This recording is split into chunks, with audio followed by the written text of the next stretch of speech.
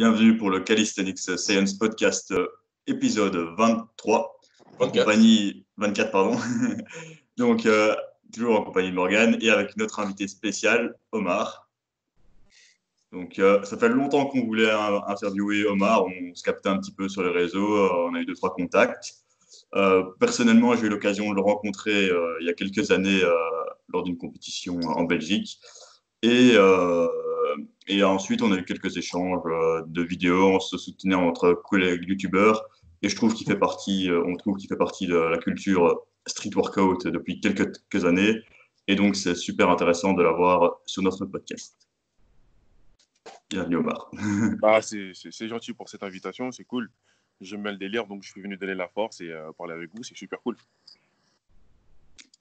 Donc voilà, nous on a une approche assez science-based, on essaye de trouver un peu, essayer de parler un peu de théorie et de pratique aussi. Hein.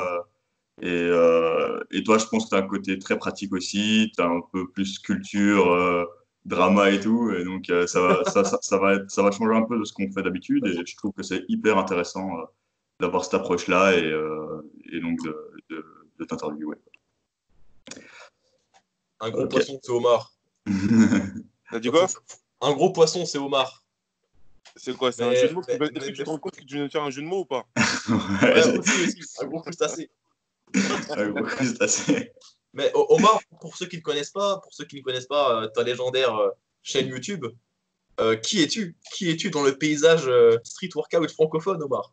Qui je suis? Alors moi, c'est Omar, et Omar Vell. J'habite dans le 91, en Ile-de-France. Je fais du street workout depuis 2013. Je fais partie de la Team All Bars. Je suis vice-président de la Team All Bars. Je suis aussi athlète au sein de la team. Je suis aussi organisateur de compétition. Je suis beaucoup de choses. Je suis aussi youtubeur, entre guillemets, même si je ne me considère pas encore comme un youtubeur. Puis voilà, je suis quelqu'un qui essaie de faire avancer le mouvement street workout en France. Et voilà, quoi. Simplement. Donc, sur ta chaîne YouTube, comparé à nous, tu fais pas des vidéos très théoriques, tu fais des vidéos sur quoi? C'est quoi tes dernières vidéos, elles parlent de quoi? C'est quoi les vidéos que tu comptes sortir à bientôt? C'est quoi le concept de ta chaîne qui est en train de vraiment prendre en ce moment-ci d'ailleurs? Alors, le concept de ma chaîne, c'est à la base, c'est une chaîne sur le street workout. Maintenant, j'ai décidé d'élargir. Ça va parler de street workout et de musculation, de super-héros et en fait, et de rap un petit peu. En fait, c'est tout ce qui est dans mon univers, tout simplement. Alors oui, pour l'instant, au niveau du sport, il n'y a pas encore du contenu théorique. Tout simplement parce que je pense que si je veux faire du contenu théorique, je veux avoir un minimum de communauté enfin, une vraie grosse communauté qui me suive avant de lancer ce genre de concept. Donc pour l'instant, c'est beaucoup de divertissement, beaucoup de drama, beaucoup de mise en valeur de légendes ou de youtubeurs. Alors oui, des fois, je fais des petits dramas, mais c'est pas pour ça. Enfin, c'est pas ce que j'ai envie de montrer le plus. Ça fait quand même 9 mois que je fais des vidéos. J'ai dû faire peut-être 3 dramas, mais je fais pas des dramas pour faire des dramas ou pour attaquer les gens ou pour être méchant. C'est loin de là. J'ai fait des dramas. En fait, si vous voulez, la forme, c'est un drama, mais le fond, pour moi, c'est pas un drama dans le sens où y a pas d'attaque réelle. Si vraiment je voulais attaquer la personne, je peux la plier en 4 avec mes œufs. C'est pas ça. C'est plus à la base, c'est plus pour défendre un point de vue parce que je tolère pas trop le fait que toi, tu es youtubeur. Quand je dis youtubeur, tu es quelqu'un qui pèse dans le YouTube game et que tu te permettes de donner un avis ou de dénigrer ma discipline, un avis qui est faux ou de dénigrer ma discipline et que personne ne réponde en fait, tu vois, c'est juste ça. Et comme je sais, je ne vais pas mentir, hein, comme je sais que quand on parle de drama, bah, les gens ils cliquent, ils sont tous là comme des dopés. Oh putain, il a parlé de drama, venez on clique. Et bah, c'est pour ça que quelque part je le fais aussi. Mais c'est pas quelque chose dans lequel je vais continuer, sauf si demain il y a quelqu'un qui se permet encore de trop en faire sur le sujet. Mais sinon, c'est pas quelque chose que je veux continuer. Je veux plus être connu pour quelqu'un qui. Je veux plus être connu pour donner de la force que pour en reprendre, par exemple. Tu vois ce que je veux dire? Donc voilà, là, les prochaines vidéos à venir, là, il y a ce week-end, il y a une vidéo qui sort avec French Workout sur ma chaîne YouTube. La vidéo d'après, c'est une vidéo avec un ostéopathe, donc du contenu un peu plus théorique. T'en avais déjà fait une? Ouais, c'était sur les tendinites. Là, ça va être. Non, je l'ai fait deux. La définition de l'ostéopathie, une sur les tendinites, et là, ça va être sur l'hernie discale. Donc voilà. Donc, et c'est exactement ça en fait. Moi, je ne m'y connais pas sur le sujet, donc je fais intervenir un spécialiste tout simplement. Et c'est ça que j'ai envie que les youtubeurs fassent tout simplement. Si vous voulez vraiment parler du street et que vous ne voulez pas dire de la merde, bah, invitez quelqu'un. Ne m'invitez pas forcément moi, il n'y a pas de souci. Mais invitez quelqu'un, comme ça, il va en parler. Et si jamais cette personne, entre guillemets, dit de la merde, eh ben, on va s'occuper de cette personne-là et puis c'est tout. Et dans les vidéos à venir, donc je disais, moi, après l'interview French Workout, il y aura une vidéo avec l'ostéopathe. Ça va parler d'hernie discale. Je trouve que c'est un sujet vachement important. Il y a beaucoup de gens qui sont touchés par rapport à ça. Et la vidéo d'après, je ne sais pas si ce sera un top 15 ou un top 20 des petites chaînes YouTube En fait, c'est un peu le top 20 des chaînes YouTube de demain dans le street workout. Tu vois ce que je veux dire? Donc j'ai fait plein de recherches. C'est un peu compliqué parce que justement, ils sont victimes du fait qu'ils n'ont pas de visibilité. Donc pour les trouver, c'est compliqué, tu vois. Mais bon, avec le nombre de contacts que j'ai, je pense que j'ai dû trouver 80-90% de toutes les petites chaînes de street, tu vois. Donc voilà. Moi, j'aimais bien aussi les vidéos que tu as faites sur définition, street workout et tout. C'est un peu grâce à ça que je t'ai retrouvé après. Et je trouve que c'est ça qui t'a fait connaître. Et c'était quand même très important de différencier un peu les notions parce que le grand public qui connaît pas vraiment le street workout, ils sont vraiment paumés dans la définition street workout, calisthenics, street lifting et tout le bordel, quoi. Ouais, je suis totalement d'accord avec toi. Je voulais commencer par ça. Ça posait les bases, tu vois. Et j'en avais marre d'entendre des gens séparer les mouvements street lifting et street workout. Alors qu'en vrai de vrai, c'est qu'une seule et même famille. C'est les mêmes abonnés, c'est la même communauté, c'est les mêmes compétitions. Il y a même des fois des entraînements assez similaires. Donc euh, voilà, on se rejoint tous à un moment donné sur le set and rep ou sur le statique ou d'une façon ou d'une autre, tu vois. Donc faut arrêter de se diviser. Voilà, et j'en avais marre aussi que certaines personnes donnent des définitions erronées. Donc, je voulais donner ma définition à moi. Et je pense que c'était une définition qui peut-être a regroupé le plus d'avis possible, tu vois, la plus générale possible, tu vois. Et, euh, et voilà, pour moi, tout ça, c'est qu'une seule et même famille. La source, c'est le calisthenics. Et voilà, tu peux séparer les mouvements autant que tu veux. La vérité, elle est qu'on est tous une seule et même famille. Ouais, je suis d'accord aussi. Ça fait combien de temps que tu es avec les All Bars ça fait combien de temps que l'équipe existe et que tu es dedans, quoi? Ok. Alors moi, il faut savoir que je fais partie des créateurs de la Team All Bars, d'accord, des membres fondateurs, comme on aime bien le dire. La Team All Bars, elle a été créée en 2013. Elle a été créée en 2013, donc ça fait 7 ans que je suis dedans.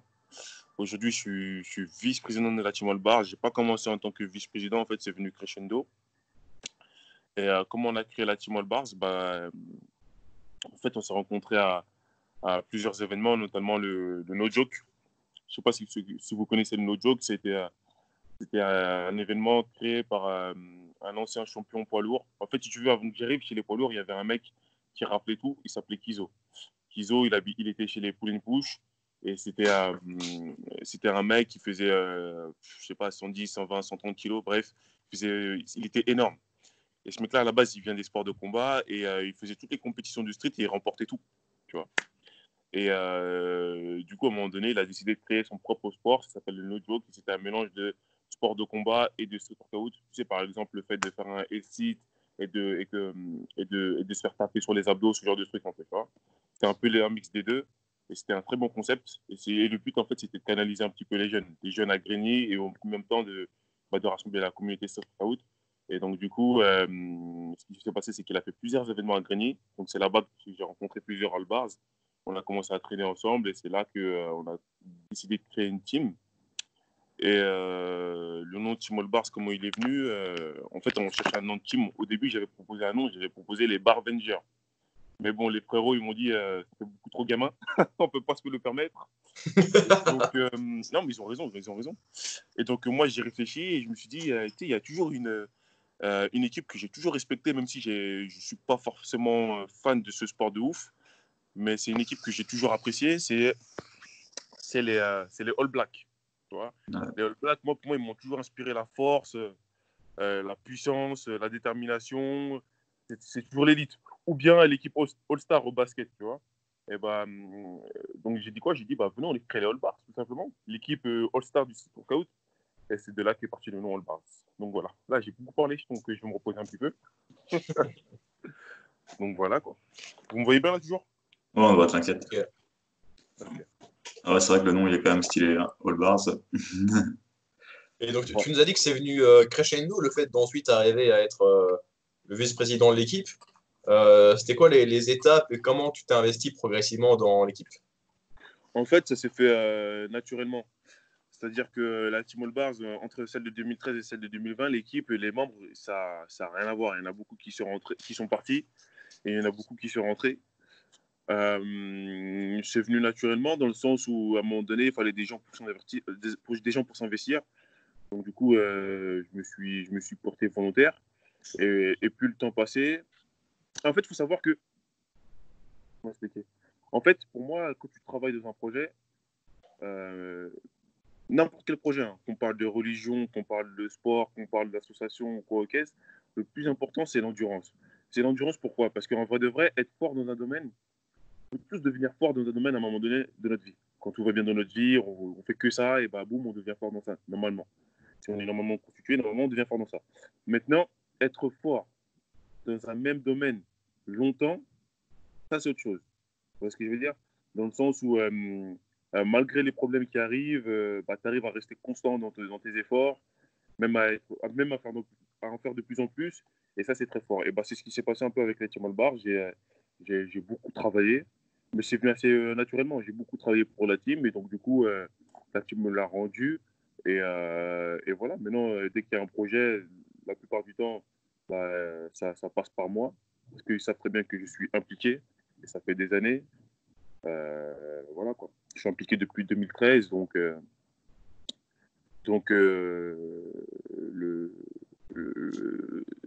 les 7 ans que j'ai passés au sein de la team sont pas négligeables. Donc Et voilà, pour, je sais pas si j'ai bien répondu à la question. Ouais, si, tout à fait OK. et donc, moi, j'avais une question, c'était pour accéder à la team, il y avait le célèbre requirement des All Bars, là, c'était le Super 8, et puis terminé par, je sais plus Ouais, c'est ça. quelle épreuve. C'était On avait assez chaud. on avait un requérement qui permettait d'être assez élitiste. Entre-temps, ça a changé parce que c'est plus comme ça qu'on veut recruter des gens. Maintenant, la plupart du temps, si on recrute quelqu'un, on veut le faire passer par la All Bars Academy et connaître sa mentalité, voir comment il s'entraîne. Et si le niveau et la mentalité, parce que la mentalité, en vrai de vrai, c'est le plus important, c'est ce qu'on s'est rendu compte, et ben là, nous-mêmes, on recrutera la personne et on la fera passer en Team All Bars. Mais c'est pas elle qui va décider de rentrer, c'est plus comme ça que ça se passe. Il n'y a plus de requirement, si tu veux. Ok, ok. Parce qu'à l'époque, ça vendait un peu du rêve de passer le recrutement et puis d'arriver comme ça. Il fallait bien s'entraîner pour, quoi.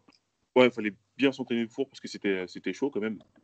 Le Super 8, pour ceux qui ne savent pas, c'est une traction, un muscle-up, un dips. Et les transitions sont vraiment pas faciles. Il faut le faire Faut- 8 fois, quoi. Ouais. ouais, il faut le faire 8 fois. Après, ça fait longtemps Sans que j'ai lâcher pas la fait. barre. Il y a ça. Après, il me semble après qu'il y avait 50 pompes strictes. Et ensuite, il fallait enchaîner 15 tractions, je crois. Je sais plus. Ouais. Il me semble que c'était quelque chose comme ça. Et si tu arrivais à enchaîner tout ça, quand même, c'était vraiment pas mal. Donc, voilà. Attendez, je vais me mettre un petit peu à l'ombre. Tac. Donc voilà. Vous avez qui en ce moment comme, je dirais, comme athlète phare de l'équipe comme par exemple, je sais que vous avez le fameux Goku All Bars, qui est un de vos poids lourds en streetlifting. Je connais aussi Mehdi, Cédric, qui était à la compétition, qui a organisé également Alexandre. Vous avez quoi comme nom, comme athlète dans l'équipe? Alors, c'est intéressant que tu parles de Goku parce que grâce à moi, maintenant, Goku ne s'appelle plus Goku. Maintenant, il s'appelle Ultra Boo. Ouais, il a changé son nom, Ultra Goku? j'ai Ouais. vu. Oui, parce que je lui disais que Goku, ça ne lui allait pas. Parce que quand je lui demandais pourquoi tu t'appelles Goku, il répondait parce que je suis fort. Je dis non, je suis désolé. tu lui ressembles pas. Il n'y a aucun point commun avec lui. Donc, je lui ai cassé les... Ah bah oui, mais attends, mais quel point commun il y a? Attends, t'as vu les cheveux, t'as vu le corps de Goku? Ah Il ouais. a quoi en quoi il ressemble à notre Goku à nous? En rien, je suis désolé. Moi, je lui dis plutôt appelle-toi Ultra Buu. Tu sais, Ultra Buu, c'est la transformation de Buu quand il y a Goku et Vegeta qui sortent de la tête, du corps de Buu parce qu'ils ils sont partis sauver leurs enfants, tu vois. Et donc, du coup, Buu, il est super vénère et il devient super costaud. Et du coup, je dis, mais appelle-toi Ultra Buu parce que vous avez le même corps, tu vois. Et donc, du coup, on a voté pour ça. Donc, les athlètes phares, donc oui, mais non, on a Ultra Buu qui est street lifter, power lifter, super fort. On a un mec qui s'appelle Lin James, je sais pas si tu connais. Ouais, je vois c'est qui. Lin James, il n'est pas forcément super connu sur les réseaux, mais en compétition, il est connu. C'est une Ouais, machine, il vient partout. voilà, c'est une machine de guerre. Dès qu'il entre en compétition, et le mec, il n'en peut plus, quoi. Ouais, il y avait Lui, juste des petits parcs qui ouvraient en Belgique. Il y avait un petit truc, 7 Reps, si vous, mais je l'avais rencontré là. Une machine, il a juste détruit tout le monde, quoi. c'est un vrai passionné. On a aussi Frédéric Clair, je ne sais pas si vous connaissez. Ouais, Frédéric Clair, sa spécialité, lui, c'est les tractions. record du monde à 40 kilos. Hein. Ouais, C'est- record du monde, championnat du monde, podium. Partout où il passe, il fait un podium, lui. Donc voilà, je pense qu'il va revenir bien, très très bientôt. On a aussi le président de la Team All Bars, qui s'appelle Julien Evenot. Ouais. En ce moment, il n'est pas forcément actif sur les réseaux sociaux, mais il y a 1 ou 2 ans, je ne sais plus, sa dernière compétition, c'était en Italie. Et, il a fait une compétition de streetlifting. Il était arrivé premier sur toute la compétition. C'était un délire. Il avait tout fait, traction, pompe, dips, traction et dips, et il était arrivé premier de toute la compétition, toutes catégories confondues. Donc c'était énorme. En fait, si tu veux, la Team All Bars, en soi, pour moi, il n'y a que des athlètes phares. Et tout à l'heure, c'est marrant parce que je te parlais d'endurance. Et en fait, là où c'est intéressant d'avoir une équipe, c'est que des fois, tu vas avoir des choses à régler dans ta vie personnelle qui font que le sport ou le street ou la team, ça va se mettre un petit peu à gauche le temps que tu règles ces choses-là pour pouvoir après mieux revenir. Tu vois ce que je veux dire? Alors que quand tu es tout seul, tu peux pas faire ça en fait. Tu peux pas faire ça parce que les gens, ils attendent constamment après toi. Alors que quand tu es une équipe, attendez, il y a le train qui passe. Ouais, comme je disais, alors que quand vous avez une équipe de 10 personnes, un coup, c'est telle personne qui s'investit, l'autre qui se repose un peu, et ainsi de suite. C'est ça qui est intéressant. Mais sinon, pour moi, les athlètes sont tous forts. Sinon aussi, on a Mallory. Mallory, machine de guerre aussi, elle fait plus de pompes que moi. Je ne sais pas si vous connaissez Mallory, mais allez voir, cette meuf-là, elle fait plus de 100 pompes strictes. Donc c'est quelque chose, c'est énorme. C'est énorme. J'ai connu Mallory, elle ne savait pas faire 20 pompes. Et je lui ai appris comment faire, et depuis, elle a dépassé le maître. Donc il n'y a plus de respect. Il y a qui d'autre en fait? Il y a Axel. Axel, Ouais. et qui est Lexa Steel. Ah oui. Recommande du monde en front driver pendant des années. Il a la Victorian, il a plein de figures et c'est une figure quand même emblématique du street. Et pour moi même, c'est même une légende. Ouais. Je pense que je ferai une vidéo un jour sur lui. C'est juste une légende qui n'a pas encore ce qu'il mérite. Tu vois? Donc là, il est en train de se lancer dans un business par rapport à ces petites barres parallèles là. Donc si un jour vous cherchez des barres parallèles, allez voir Lexa Steel. Franchement, c'est des barres de qualité. Moi, j'approuve à 100%. Tac. Oh putain, j'ai un trou, il y a qui d'autre? Dawiru. Ouais. De Lyon. Le phénomène. Sacré phénomène de par son physique, de par ses prises de position, de par sa polyvalence, parce que le mec, il sait tout faire. Je vous dis la vérité, ce mec-là, sait tout faire. Il n'est pas connu pour faire du street lifting, mais ce mec-là, il a fait une traction à 90 kilos devant moi. Putain. Je Faut savoir vois pas c'est qui, mais. Vous voyez pas c'est qui Dawei? Si, Non, je vois, ouais. regardez. Tape Dawei ou Dawei Sama ou Dawiru Sama. Juste, non, je crois que c'est Je suis Dawei sur Instagram. Et tu vas voir le phénomène que c'est. Tu connais Virgil Anas? Virgil Dawei? Non. Si. Il est sponsor Bulk même. Oui, non, mais là c'est MyProtein. Ah oui, ouais, je crois qu'il était chez Bulk avant. Mais ouais, je connais Virgil Anas. En fait, si tu veux, il y a quelques phénomènes sur Lyon. Et si tu veux, Dawei fait partie des grosses têtes sur Lyon. En général, on a plus des gens de la team qui sont plutôt en Ile-de-France, mais lui, c'est le seul qui habite sur Lyon. On a aussi. Ah oui, on a Tonio Bazar aussi. Tonio Bazar. Oui, vous me voyez bien ou pas? Ces vidéos à Dawei. T'as dit quoi? Ces vidéos, elles sont marrantes à Dawei. Ouais, toujours dans la polémique, toujours dans l'humour, toujours dans les perfs aussi, parce qu'il a des sacrés perfs. Pendant un moment, on l'appelait One Arm King. Ah, mec, il est trop chaud. Hein. Ouais, j'ai vu One Arm 20 kilos. Ouais, il a des sacrés One Arm.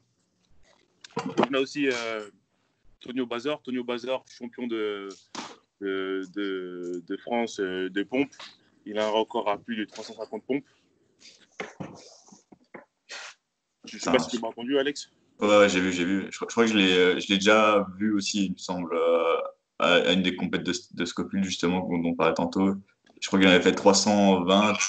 Bah, il a duré 10 minutes, mais j'étais tellement impressionné parce que il en faisait chaque fois 3, il prenait 3 secondes de pause et il a enchaîné comme ça jusqu'à 300. C'était incroyable. Ouais, voilà. En fait, c'est pour ça que c'est marrant que tu me parles de membres un peu emblématiques, parce qu'en vrai de vrai, quand tu regardes bien, ils sont tous emblématiques. Enfin, en tout cas, ceux de la Team All Bars et l'Académie, ça va venir un peu plus tard, je pense. Mais ils sont tous emblématiques pour moi. Je ne sais même pas quand j'ai oublié qui, en fait. Là.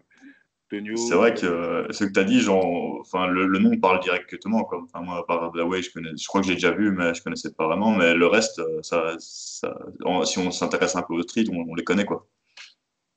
Ouais, voilà, quoi, tu vois. Pour eux, ils sont tous connus. En fait, le moins emblématique, c'est moi, en fait. T'es personne, Omar, t'es personne. Je suis personne, exactement. Un fantôme. Moi, je suis l'homme de l'ombre. Mais t'inquiète, ça va monter là. Là, je Ah, vois ouais. que t'as 2760 abonnés sur YouTube. C'est quoi l'objectif? À quand les 10K? 10K. Moi, c'est clairement, c'est 10K. J'ai pas besoin d'avoir. Après, peut-être que je dis ça, mais ça se trouve que quand j'en aurai 10K, je voudrais peut-être 20K, c'est sûr. Mais moi, à partir du moment où moi j'ai les 10K, je pense que j'aurai atteint mon objectif dans le sens où ça veut dire que j'ai un minimum de reconnaissance. Et à partir de ce moment-là, après, je parle uniquement pour moi. À partir de 10K, là, je me considérais peut-être comme un YouTuber. Mais pour l'instant, je ne suis pas un YouTuber. Je suis un mec qui fait des vidéos. Et des mecs qui ont 3K ou 2K dans le YouTube game, j'en ai vu passer, tu vois. Aujourd'hui, ils ne sont pas forcément encore là, tu vois. Donc, voilà. Quand j'aurai 10K, ce sera peut-être un peu plus sérieux. Ouais, nous aussi, pour l'instant, enfin, moi personnellement, je me considère pas encore comme un YouTuber. Je considère plus que ce que je partage et tout pour me faire avancer. Si j'ai des abonnés et tout, tant mieux, et un peu d'audience. Bah, le but, c'est plutôt d'attirer quelques personnes dans mes coachings ou des choses comme ça, quoi. Donc, c'est surtout pour ça. Donc, c'est un peu en secondaire, on va dire, de développer cette audience. Et puis, ouais, c'est clair que je pense on n'est pas YouTuber au début, quoi. En tout cas, sauf si on monte exponentiellement. Ouais, sur ça, je suis d'accord. Après, c'est mon avis. Hein. Mais c'est bizarre parce que les gens qui ont à peu près mon nombre d'abonnés, moi, je les vois comme des YouTubers, mais moi, je ne me considère pas comme un YouTuber. C'est assez paradoxal. Ouais. Ouais. Je crois que si tu veux être youtubeur, il faut vraiment faire le genre de contenu que les gens veulent spécifiquement. Vraiment faire un peu du putaclic, comme tu as dit tantôt, des trucs Non, vraiment. pas forcément le contenu Mais que les gens veulent. Pas forcément que le contenu que les gens veulent. Mais après, tu sais, le titre putaclic, ça, on va pas se mentir, ça, c'est un peu une manipulation. Tu vois ce que je veux dire? En fait, tu fais croire aux gens que tu vas parler d'un truc de ouf. Et au fait, c'est pas exactement ça, tu vois.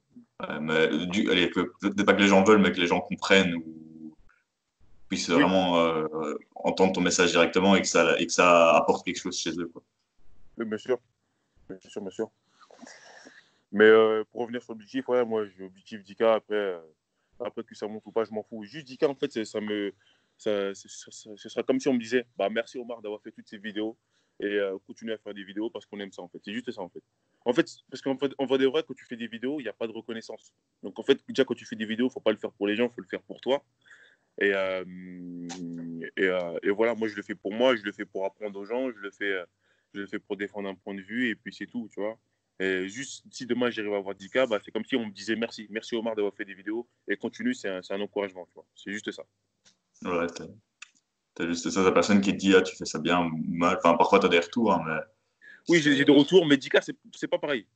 Parce que tu vois, les retours, ça va être sur une personne, sur une vidéo. La personne qui a commenté la vidéo d'avant, elle va pas forcément commenter la vidéo d'après. Tu vois ce que je veux dire? Peut-être que cette vidéo-là lui a plu, mais la vidéo d'après ne lui plaît pas. C'est pour ça que je fais des vidéos vachement diversifiées, dans un premier temps, et pas trop théoriques, pour essayer de, j'allais dire, plaire à un maximum de monde. Je veux pas plaire à un maximum de monde, mais quand même, si je peux attraper un maximum de monde sur ma chaîne, ce serait intéressant, tu vois.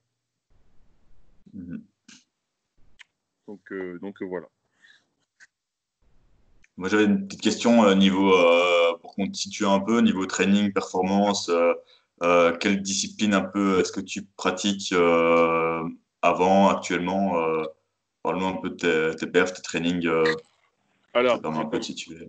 j'ai commencé par le set and rep, pour moi qui est la base. Tout débutant doit commencer par ça. Que tu veux aller dans le freestyle, dans le streetlifting, dans le statique ou l'agilité ou ce que tu veux dans le street. Pour moi, si tu n'as pas une base en set and rep, tu pues la merde, tu pues la défaite, tu vas te blesser et tu ne sers à rien. En gros, il ne faut pas les cacher et dur. Voilà, j'ai commencé par ça.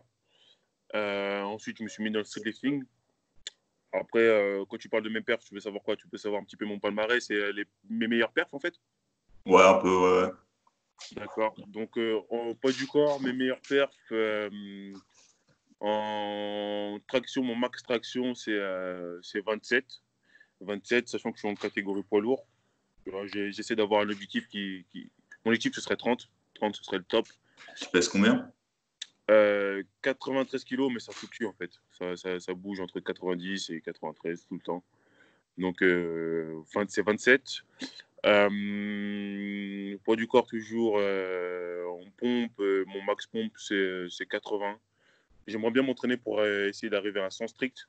Je trouve que ça ferait une très belle vidéo, tu vois, ce serait sympa, tu vois. Donc, Ouais.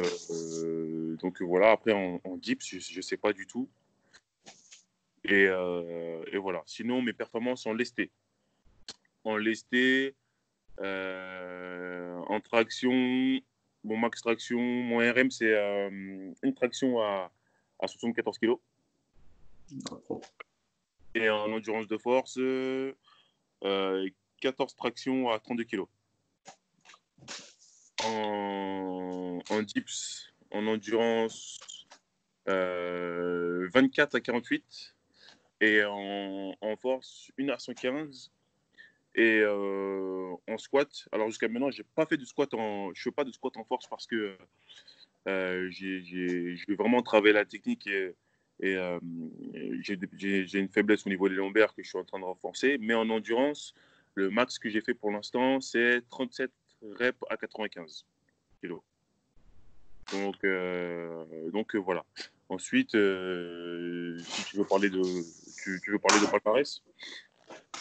Bah, là, ça nous parle déjà Ouais, palmarès, tu veux dire les compétitions que tu as gagnées ou quoi? les compétitions que j'ai gagnées. Enfin, en fait, j'ai jamais fait. J'ai dû faire une fois ou deux premiers, mais la plupart du temps, je faisais deuxième ou troisième. Mais sinon, en France, j'en ai fait plein. J'ai fait le pull and push plusieurs fois. En fait, je pourrais même pas tout te les dire parce qu'il y en a plein. Je dis la vérité. Mais par contre, je peux te parler de mes meilleurs podiums. Par contre, ça, je m'en souviens. Mes meilleurs podiums. Déjà, pour commencer, il y a la toute première. La toute première, c'est à l'époque, j'étais en plus 80 kilos, donc en moins de 93. Et partout, dans toutes les compétitions que j'allais, je me faisais éclater à l'époque. Et jusqu'au jour où je décide de participer au pull and push. Et il y a Julien qui me dit, vu ta taille, il me dit, Omar, tu devrais passer en poids lourd.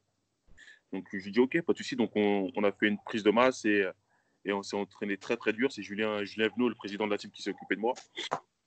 On s'est entraîné très très dur et je me souviens que une semaine avant la compétition, l'un des champions poids lourds de l'époque, il m'envoie un message et il me dit Eh, Omar, là, j'ai vu que ton gars, tu t'es métamorphosé, j'ai l'impression que tu vas venir dans ma catégorie.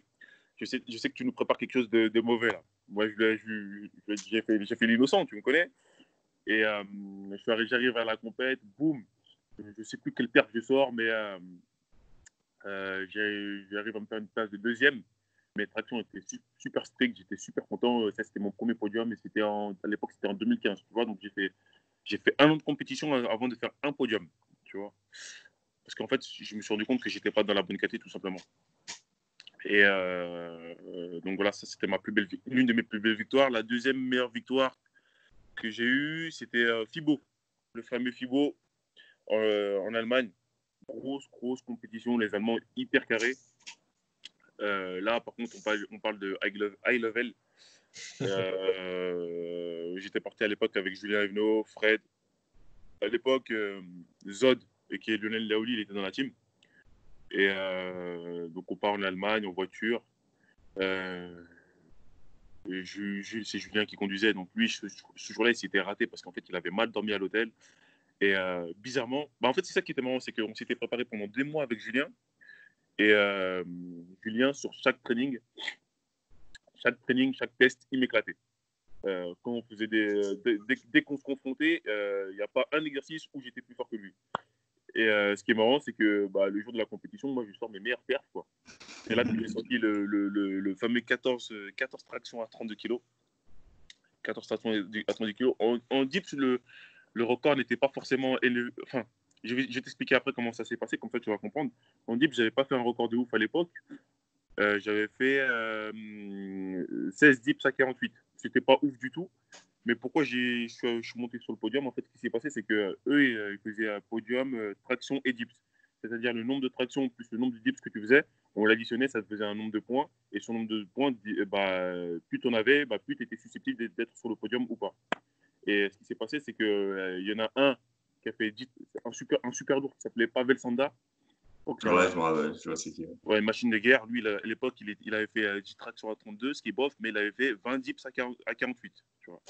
Et il y en a un autre, je pense que vous connaissez, Ivan Marcoli des Bar Brothers, Ouais. qui avait sorti 15 tractions et 15 dips. Et en fait, on s'est rendu compte que à tous les trois, on avait tous les trois 30 points. Donc, en fait, je suis arrivé ex aequo avec Ivan Marcoli et Pavel Sanda, pour moi, qui sont aussi carrément des légendes, des grosses têtes de ce sport. C'est des machines de guerre, ces mecs-là, ils sont hyper connus sur les réseaux. Et voilà, c'est l'une de mes plus belles victoires parce que personne ne m'attendait. Et je me souviens encore qu'il y avait, ce jour-là, il y avait Adamro et comment il s'appelle, et Vadim, qui me jugeaient justement. Et dans la vidéo, ils sont en train de se regarder et ils sont en train de se dire ouais, il va renvoyer, il est chaud. Et ça m'avait grave touché. Et c'était l'une de mes plus belles victoires parce que je suis allé sans pression. Parce que pour moi, clairement, Julien, il était plus fort que moi. Donc je me suis dit, le podium, c'est pas possible avec les têtes qu'il y avait là-bas. Je vois Ivan, je vois Julien, je vois je sais pas qui. Je dis non, c'est pas possible. Moi, j'y vais pour m'amuser. Donc je suis allé pour m'amuser et au final, en fait, ça a payé parce que moi, j'avais aucune pression en fait. Donc j'ai fait ce que je savais faire tout simplement. Donc voilà, après, j'ai quand même réussi à sortir l'une de mes meilleures pertes en traction parce que 14 à 32, j'ai pas réussi à le reproduire depuis, tu vois. Et ensuite, ma troisième meilleure compétition, c'est championnat du monde en Ukraine. Là, je valide 20. Alors, dans un premier temps, j'ai fait l'épreuve de force. Il fallait mettre son 1RM en dips. Bon, j'ai voulu tester 120, mais là, je me suis blagué, clairement. Je n'étais pas prêt. Le poids m'a mis une baffe. Mais bon, je suis un compétiteur, donc j'ai essayé de me rattraper sur l'épreuve d'après. Et c'était les dips à 48. Et là, sur ma meilleure perf, cette année-là, en plus, c'était un record de France. 24 dips à 48. Mais malheureusement, je ne fais pas de podium parce qu'à l'époque, il n'y avait pas de catégorie. Donc, malheureusement, il n'y a pas de catégorie. Non, c'est surtout que j'étais trop faible pour faire un podium, tout simplement. Mais par rapport aux années de maintenant, s'il y aurait eu des catégories, j'aurais fait mon podium. Tu vois, donc, ce jour-là, je suis arrivé quatrième. Quatrième championnat du monde en Ukraine. C'est pas dégueulasse. Ouais, c'est pas solide. Voilà, c'est l'une de mes plus grandes fiertés. Et voilà, sinon, après, j'ai fait des podiums un peu partout en France. Et voilà, mais ça, c'est mes plus belles victoires. La première, celle en Allemagne au FIBO, parce que c'est emblématique. Je suis jugé par des gens emblématiques. Et je fais quand même mon 14 à 32, ce qui est pas mal, tu vois, en soi. Même si aujourd'hui, tu as des gens comme ces enfoirés de Frédéric Claire, Ludo, je sais pas quoi, etc., qui font des vraies tractions à 32 comme si c'était rien. Mais 14 à 32, c'est un petit niveau quand même, tu vois. Donc voilà. Voilà mes plus belles victoires. Ouais, surtout avec règles de compète, hein, ça on se rend pas tout le temps compte, mais en compète, 14 à 32, c'est autre chose que l'entraînement, quoi. Mais clairement, toujours plus strict. Hein. Ça a rien à voir. La plupart des gens qui valident leur perf en entraînement, c'est bien, il n'y a pas de souci. Mais en compétition, c'est totalement différent. Parce que quand tu as un juge qui te dit no rep, c'est no rep, tout simplement. Tu vois. Et là, ton ego, il en prend un coup.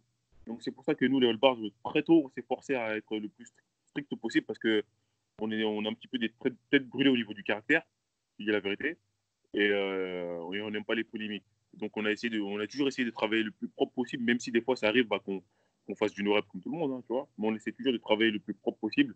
Comme ça, le jour où on passe en compétition, et ben on fait ce qu'on sait faire en fait, tu vois. Et en général, je dis bien en général, ça passe. Ouais. Après, il y a aussi l'adrénaline en compétition, de plein de choses comme ça qui te boostent aussi. Et parfois, Exact, tu te surprends, quoi. exact. Après, l'adrénaline, ça peut aider. En fait, ça dépend. Comme on dit, il y a le bon stress et le mauvais stress. Et il y Ouais. en a qui, bah, je connais. Bah, regarde, on parlait des membres emblématiques. Je ne sais pas si vous connaissez un mec qui s'appelle Twitch. Son prénom, c'est Antoine Gavrikov. Ouais.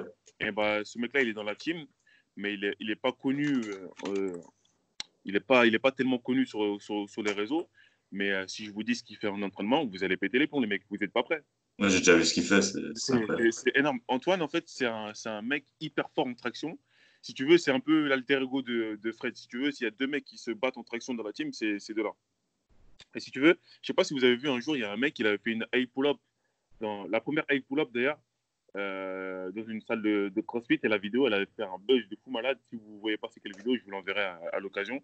Et la vidéo, elle a fait un buzz de fou malade parce qu'en fait, sa high pull-up, elle était tellement clean, tellement propre et tellement bien gainée que les gens ils étaient choqués en fait. Et la vidéo, elle a fait des milliers et des milliers de vues, elle a été reprise par plein de grosses chaînes, tu vois. Et bah, ce mec-là, il est hyper fort à l'entraînement, mais dès qu'il est en compétition, il stresse. Il stresse et il perd tous ses moyens. Il faut savoir que cette personne-là, c'est une personne qui est capable de te faire une pyramide à 32 kilos de 1 à 10 et d'enchaîner avec une autre pyramide. Non, une pyramide à 48 kilos de 1 à 10 et d'enchaîner avec une autre pyramide de 1 à 10 avec 32 kilos. Tu vois ce que je veux dire? Donc là, on parle d'endurance plus, plus, plus, plus. Tu vois ce que je veux dire? C'est clairement, il fait partie de l'élite, mais malheureusement, en compétition, il perd tous ses moyens. Et puis après, lui, c'est plus un passionné qu'un compétiteur. Donc, voilà. Du coup, Ok. c'était quoi ta question de base déjà? Là, je crois que je me suis un peu écarté. C'était un peu pour te situer niveau perf et tout. Bah, là, ça nous donne une bonne, une bonne image de ce que tu sais faire. Et Voilà, bon, je suis pas quelqu'un de ouf, mais bon, je vais faire deux, trois petits trucs, on va dire. deux, trois petits trucs. C'est quand même très solide. Et tu as d'autres objectifs pour l'avenir en niveau perf Oui, déjà récupérer mon niveau, parce que avec le confinement, tout ça, je te cache pas que là, c'est dur. Même si ces dernières années, j'avoue aussi que j'ai baissé en termes d'entraînement, dans le sens où je m'entraînais moins, je travaille la nuit, donc c'est un peu compliqué.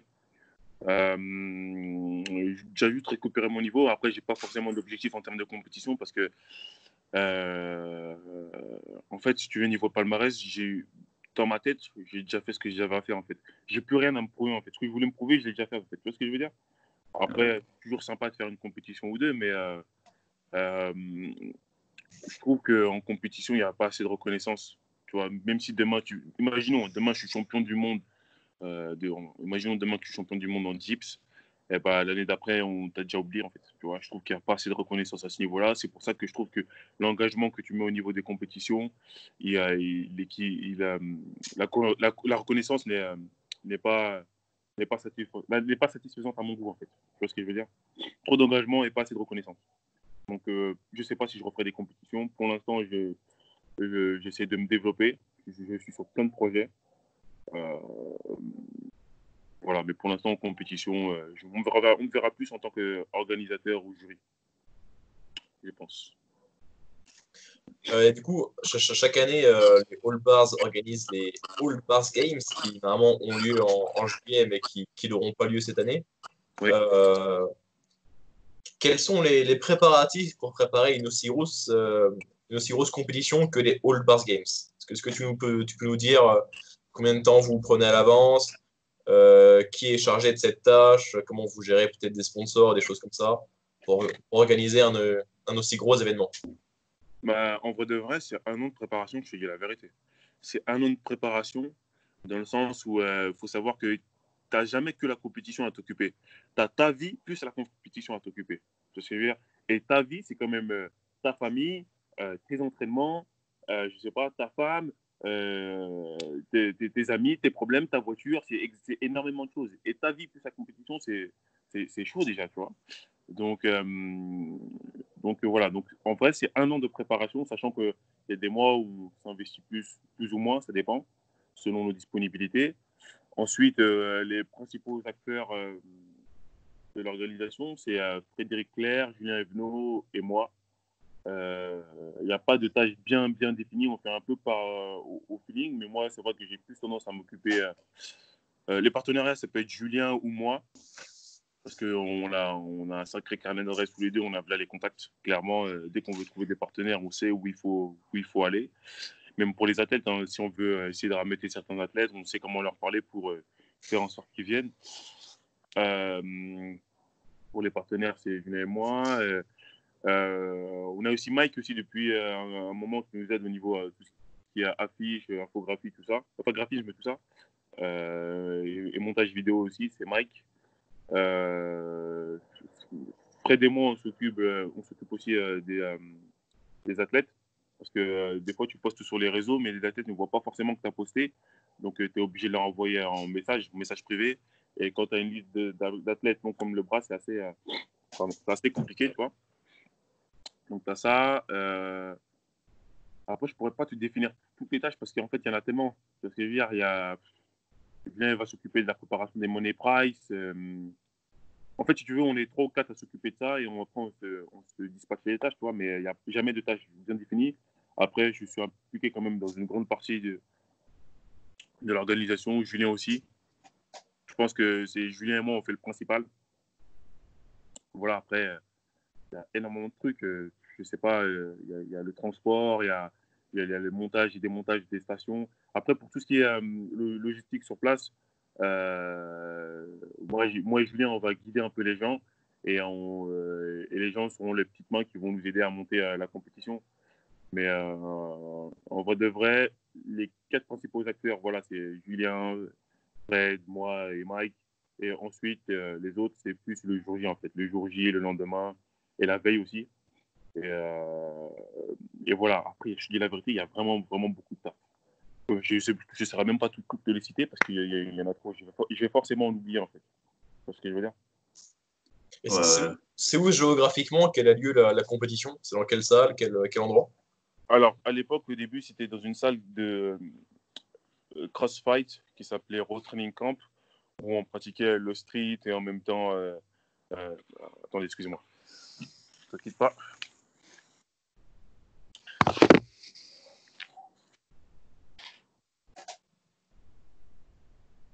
Petit entracte. On mettra une musique d'ascenseur. Petit coup de pub, allez voir la dernière vidéo de Morgane sur sa chaîne. Attends, je vais la mettre en fond. Pourquoi le squat ne travaille pas aux ischio-jambiers. Attends.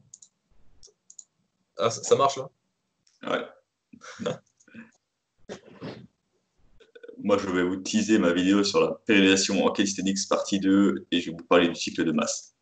Ah, mais partie 2, parce que tu avais fait une vidéo sur ça il y a plus d'1 an. Ouais, mais j'avais parlé d'une pérennisation, de la pérennisation, les plusieurs manières de faire et tout. Ici, je vais parler de celle-là en particulier. Ah ben voilà. Après notre entracte. Ouais, excusez-moi les gars, donc on disait quoi? On parlait de l'organisation de la compétition et tu disais juste à l'instant. Oui, ouais, t'inquiète, je vois, c'est bon. Ouais, les 4 principaux acteurs, ça va être plus Julien, Fred, moi et Mike. Après, les autres, ils vont plus nous aider la veille, comme je disais, ouais, la veille, le jour même et le lendemain, quoi, tu vois. Mais il y a énormément de choses, je pourrais pas te dire qui fait quoi exactement, en fait. En fait, chacun fait ce qu'il peut selon ses disponibilités ou quoi. Ok. Si moi, demain, j'ai un empêchement, je peux pas, bah, Julien va prendre le relais, ainsi de suite, ainsi de suite, ainsi de suite. Mais après, si je devais dire les 2 personnes qui travaillent vraiment le plus pour la compétition, c'est Julien et moi. Mais clairement, c'est un an de travail. C'est un an de travail, sachant qu'on ne s'y met pas tous les jours et c'est pas tous les mois. Ça dépend des mois, ça dépend des disponibilités de chacun, etc., etc. Mais clairement, c'est un an de préparation. Ouais. Moi, je me rends un peu compte de l'ampleur du travail parce que avec Albert et Gwendal cette année, Beer Workout et Abo NPSC maintenant, on a organisé la première compétition de streetlifting de Belgique. On était à que trois, c'était plus en mode amateur. On a organisé le projet quasiment une dizaine de mois à l'avance. Et puis, c'était des petites réunions régulières, toutes les semaines, tous les mois, des appels ou quoi. Et vers la fin, on a mis un peu le paquet. Et comme vous, c'était un peu, on se répartissait les tâches. Il y en a un qui se trouvait plus location de la salle, les sponsors et des choses comme ça. Et au final, ça se fait quand même, ça s'est quand même bien fait pour une première édition. Après, voilà, c'était un truc un peu moins gros que ce que vous aviez fait. On n'avait pas vraiment d'aide sur le jour J. Moi, je me rappelle, je connaissais quelqu'un où je m'entraînais. Il y avait un t-shirt All Bar Staff. Et je crois que c'était quelqu'un qui était chez vous le jour J. Nous, le jour J, on n'était que trois. Et après, voilà, de nouveau, c'était encore un truc de petite envergure, mais pourquoi pas à l'avenir. En fait, ce qui va se passer, c'est que chaque année, vous allez vous vouloir faire mieux que l'année précédente. Et Ouais, donc, en fait, vous allez être victime de vous-même dans le sens où chaque année, vous allez avoir plus de taf, en fait. Parce que vous allez ouais, vouloir faire mieux à chaque fois. Pourtant, c'est paradoxal parce que tu te dis que tu as fait une compétition, normalement, tu as juste à réutiliser les mêmes choses. Donc, tout est censé être prêt et tu as juste à réactualiser certaines choses. Tu vois, c'est tout. Mais non, c'est pas comme ça que ça se passe en fait. Parce que chaque ouais, année, on va te faire des retours les athlètes vont te faire des retours. Ils vont te dire que ça, au niveau des règles, ça va pas, ça va pas, ça va pas. Ou ça se trouve même que tu vas changer d'endroit parce que ça convient plus, parce que la salle est trop petite, ou vous allez trouver une autre meilleure, ainsi de suite, ainsi de suite. Bref. Et en fait, au final, vous allez être victime de vous-même et vous allez devoir même, upgrade, si je puis dire. Tu vois. ouais. Ouais, c'est prévu, hein, c'est prévu. La roue est lancée, mais il faut toujours l'améliorer, quoi. C'est clair. Exactement. Exactement. Voilà. C'est quand même enrichissant hein, d'organiser ça, de permettre l'évolution du sport, du streetlifting, d'avoir des retours des athlètes, de voir des belles performances. C'est vraiment génial en fait. Je suis d'accord avec toi, c'est enrichissant, c'est génial. Mais il faut vraiment être un vrai passionné pour le faire. Parce que je te dis la vérité, c'est pareil, il n'y a pas assez de reconnaissance à ce niveau-là, tu vois. Ouais, Il y a des fois, alors des fois, tu as, t'as des gens qui te font des très bons retours, pas de souci. Mais il y a beaucoup de gens qui se plaignent. Qui vont se plaindre du jugement, qui vont se plaindre de l'organisation, qui vont se plaindre qu'il n'y a pas assez de cadeaux ou des ceci ou des cela. Et c'est dommage parce qu'on devrait, plus vous nous donner la force, plus ça nous fait monter. Plus ça nous fait monter, nous, on peut vous proposer une compétition avec une meilleure organisation, des meilleurs projets, etc. etc. Tu vois. Donc, c'est assez compliqué. En fait, le street, c'est ingrat, en fait. Le street workout, c'est un sport qui est ingrat. ouais, T'arrêtes. Déjà, t'arrêtes, tu perds tout. Bon, je pense pas que tu perds tout aussi vite qu'un mec qui fait de la musculation, ça c'est sûr. Mais quand même, tu perds. Il n'y a pas forcément d'argent à gratter. Pour en vivre, si tu n'es pas coach ou influenceur, c'est mort. Euh, franchement, c'est un sport qui est ingrat. Il faut vraiment être un passionné pour faire ce sport-là. Vraiment être un vrai passionné. Si tu n'es pas passionné par ce sport, c'est mort. Fais autre chose, c'est mieux. Fais autre chose. Fais de la danse, je sais rien, fais du foot, mais fais pas du street. ouais, je suis d'accord, je suis d'accord. Si tu veux quelque chose, faut mettre vraiment le travail qui va avec, et puis dès que tu ne le mets plus ou quoi, ça Ah, tombe vite. exact. Exact. Et il faut pas être et se dire, ouais, je vais gagner de l'argent ou quoi. Ok, ça. Avec le street, en tout cas pour l'instant, le street actuel, tu vas rien gagner du tout. À part tu vas perdre du temps, c'est tout.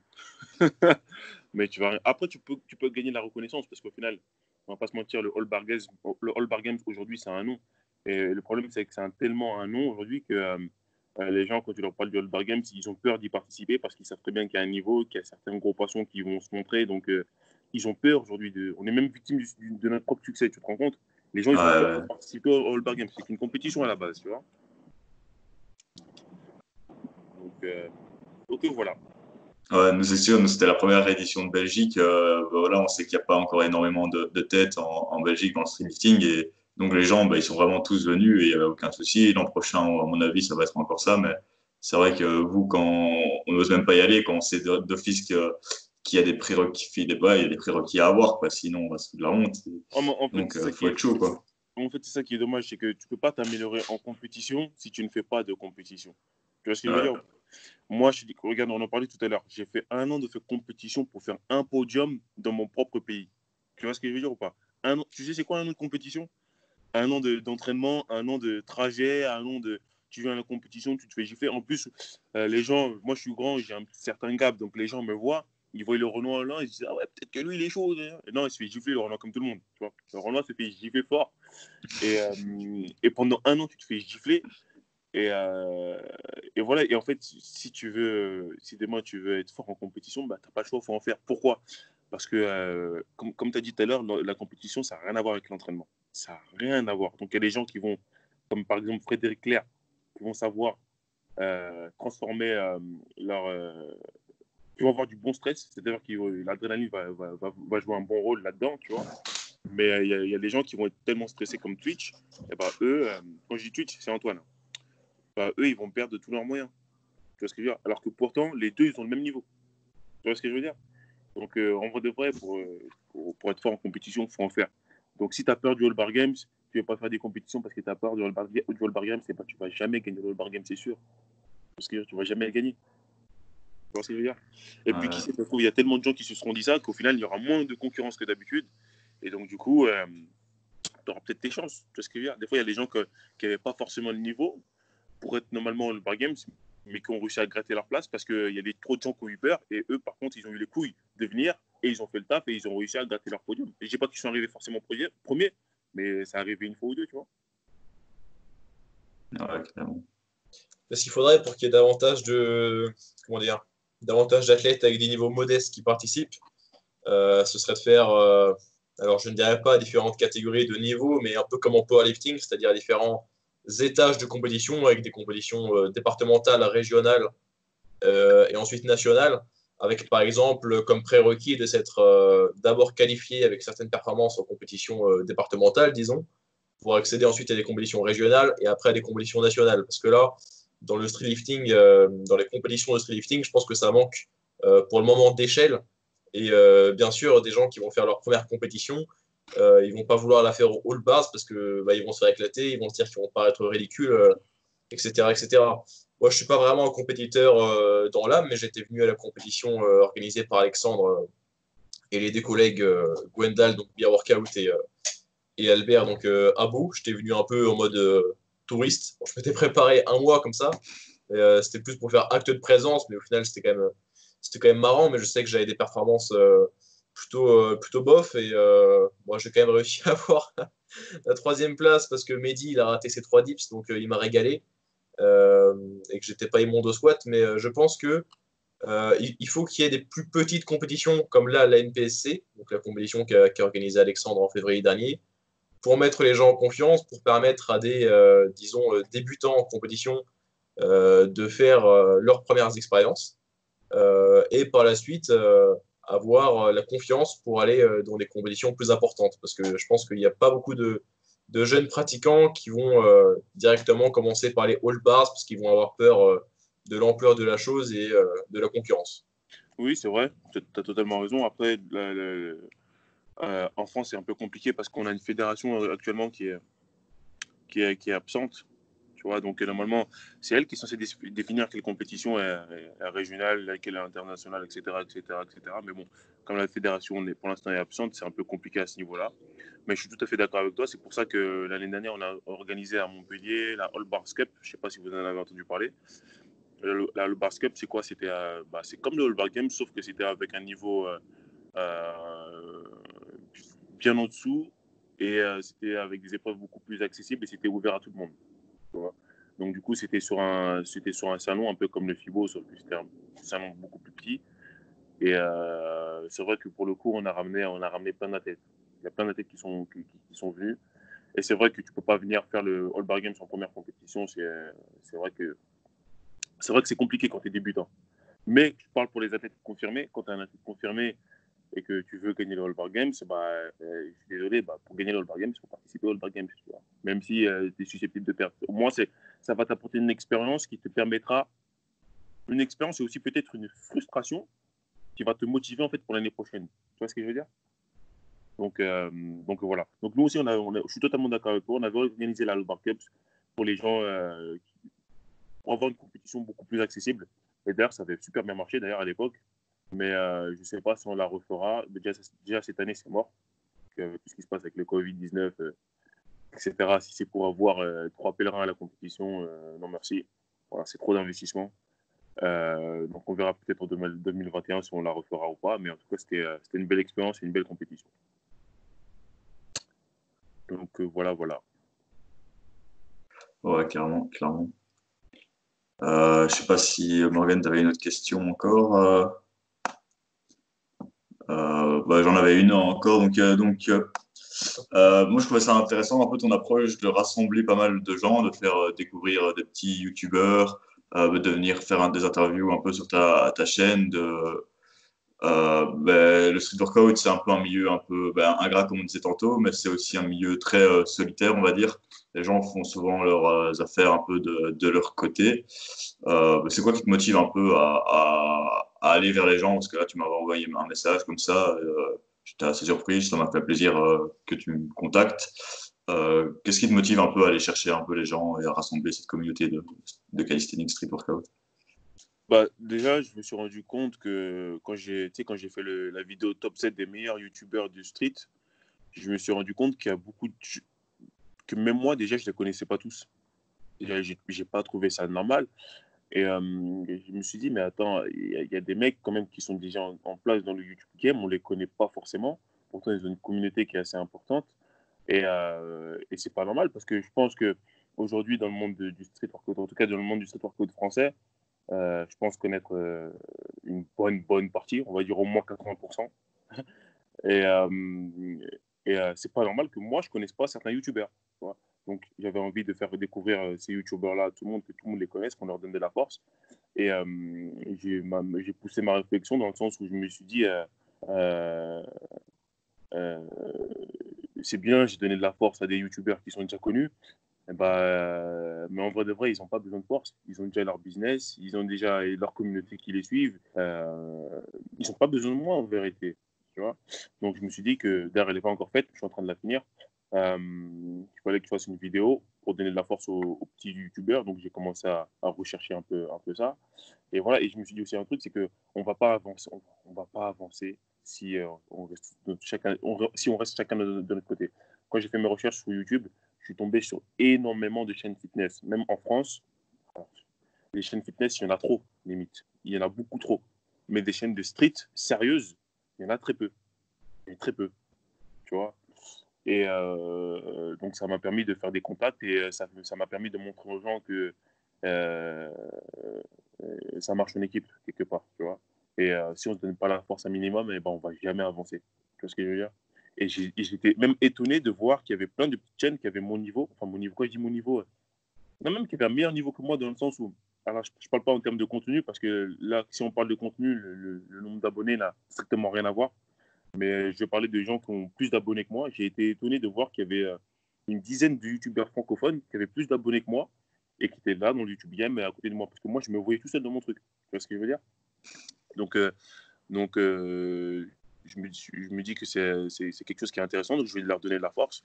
Et de toute façon, en vrai de vrai, ça fait partie des valeurs du street parce que quand on est tous sous une barre, eh ben, la première chose qu'on fait avec les gens, c'est on partage. Moi, j'ai le nombre de rencontres que j'ai fait grâce à ce sport-là, mais tu n'imagines même pas. Et en fait, c'est dommage parce qu'il y a du partage sous la barre, mais dès qu'on est sur les réseaux sociaux, il n'y a plus de partage. Tu vois. C'est comme si on devenait des faux culs, tu vois, ou des hypocrites, je ne sais pas comment on dit. Mais et voilà, donc je me suis rendu compte un peu de tout ça. Donc je me suis dit que, écoute, Omar, si tu leur donnes la force et qu'ils te le rendent, bah, tant mieux s'ils ne te le rendent pas. C'est pas grave. Au moins, tu auras essayé au moins une fois dans ta vie de réellement unifier le street d'une façon ou d'une autre. Et puis voilà, tu vois, tout simplement. Je pense que c'est en faisant ce genre d'action que les mentalités peuvent évoluer. Ça se trouve, demain, je vais donner la force à quelqu'un qui va se dire, ah, mais attends, putain, lui, il m'a donné la force, c'était un truc de ouf, je vais faire un projet avec lui, on va faire un projet qui va déboucher sur un autre truc, ainsi de suite. Tu vois ce que je veux dire? C'est comme ça que ça marche. Tu vois, et ça se trouve, la vidéo, quand je vais la sortir, ça va faire découvrir, ça va sûrement même faire découvrir des gens. Et les gens, ils vont peut-être créer un groupe entre eux et se donner la force mutuellement. Et demain, au lieu d'avoir 7 youtubeurs, bah, tu auras 20 gros youtubeurs. Tu vois ce que je veux dire? Et ces 20 gros youtubeurs, regarde, s'il y a un truc qui est magnifique, là, il y a un truc qui s'est passé, je crois que c'était il y a 2 semaines ou une semaine, je ne sais plus. Attendez, attends.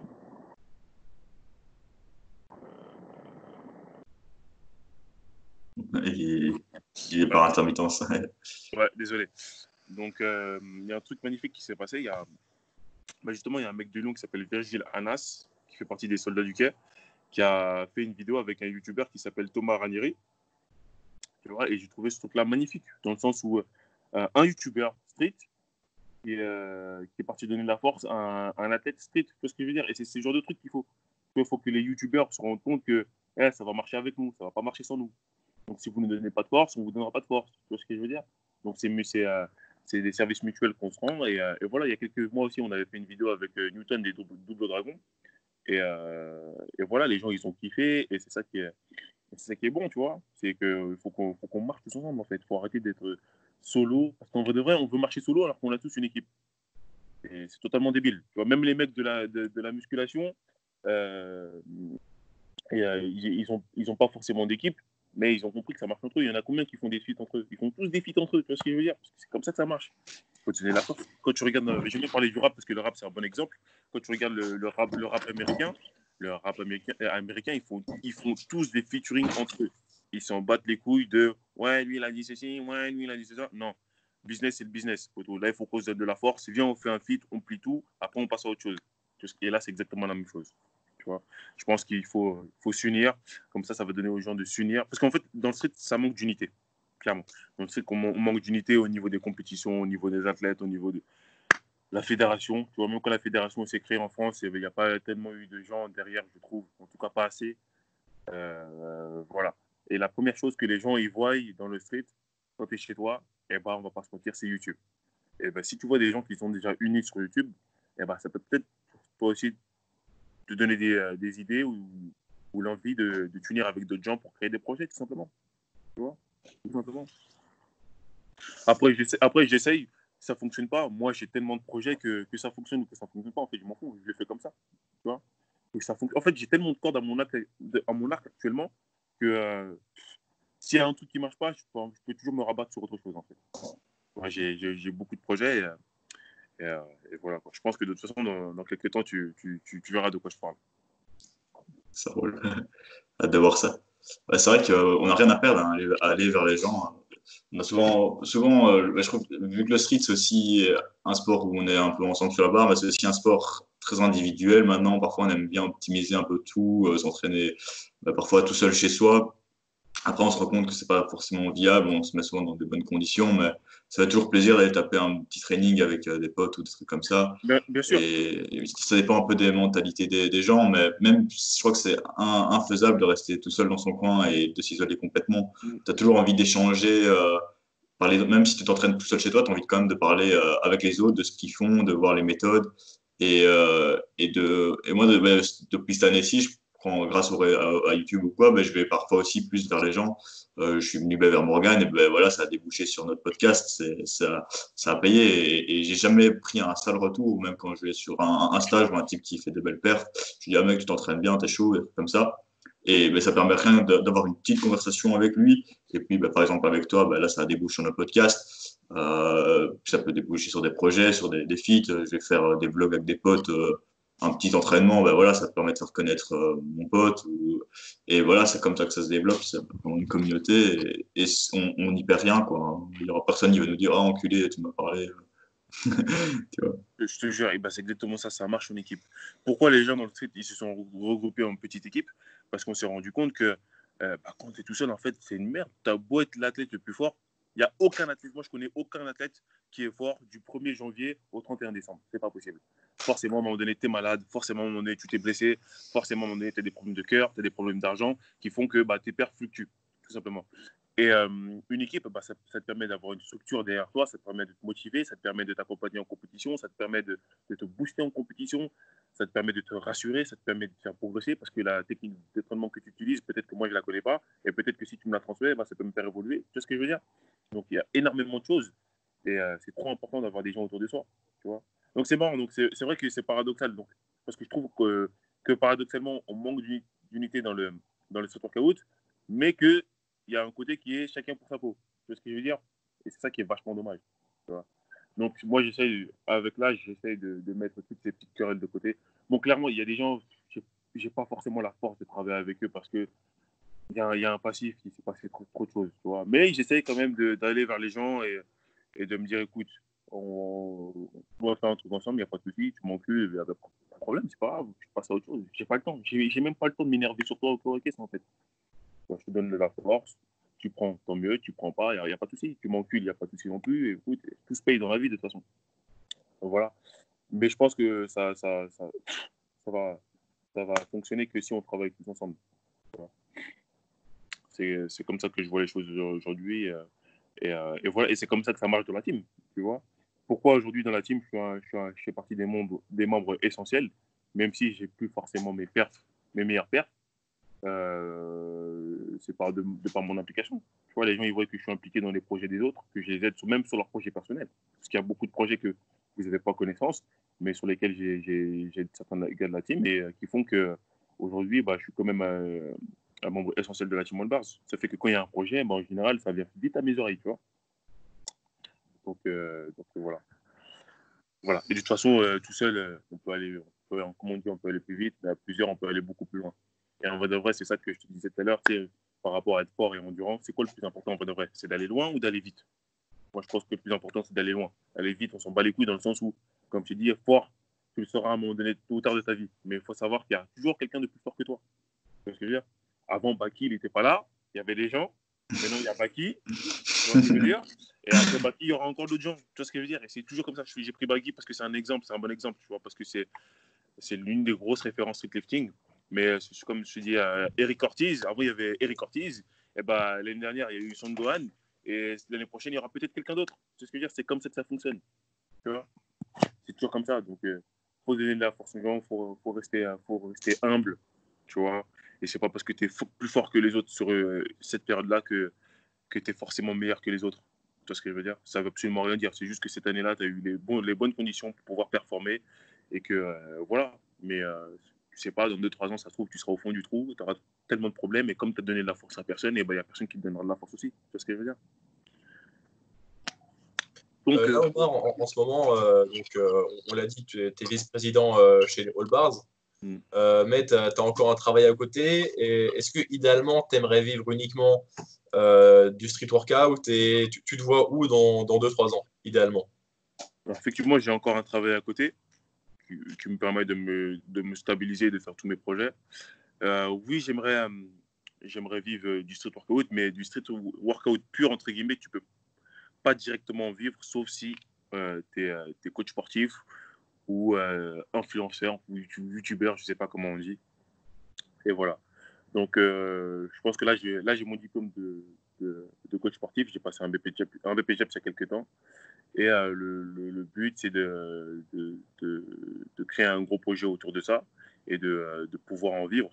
Je sais pas encore, j'hésite encore à créer soit un business en ligne ou soit ou me lancer en tant qu'auto-entrepreneur et coacher les gens sur place directement. Je sais pas encore. Je vais voir. Je suis en train de créer le projet tout doucement. Et voilà, je vais vraiment me laisser le temps et arriver avec quelque chose de carré. Et, euh, et voilà. Donc oui, je vais en vivre. Et dans 2-3 ans, je me vois. Dans 3 ans, je me vois dans quoi. J'ai pas envie de dire des mots qui sont trop hauts, mais j'espère que j'aurai déjà réussi à me faire connaître un petit peu sur YouTube. Euh, donc, du coup, ce qui me permettrait d'avoir plus de partenaires. Et j'espère pouvoir au moins vivre du coaching. Je pense que ça, c'est faisable.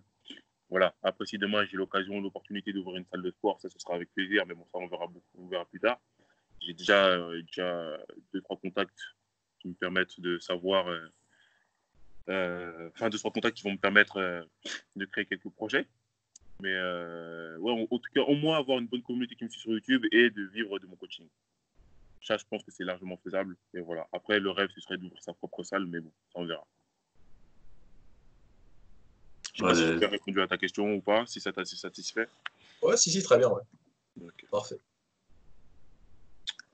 Et tu fais quoi comme travail actuellement, sans indiscrétion, pour pouvoir te... Là, actuellement, je suis agent de sécurité.